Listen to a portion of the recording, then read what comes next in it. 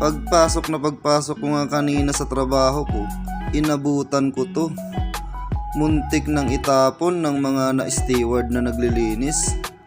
Buti na lang sinabihan ko sila ng haram yan pag tinapon. Ipamigay na lang natin kaysa itapon. Kaya ayun, na-save ni Mamang Guard itong mga pinagtabasan. Sobrang dami pa nito, oh. As in, sobrang dami pa talaga. Makikita nyo naman, sobrang dami ng laman. Yan, mga pakpak.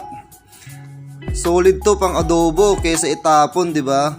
Haram yon sa mga Muslim, yung itatapon yung pagkain. Kaya pamigay na lang natin kaysa itapon. Araw-araw nga maraming ganto dito sa trabaho ko. Yung iba nasisave ko, yung iba naman na itatapon talaga. Kaya kung gusto mo nito, mag-comment ka lang dyan sa baba. Ibibigay ko sa iyo to. Sana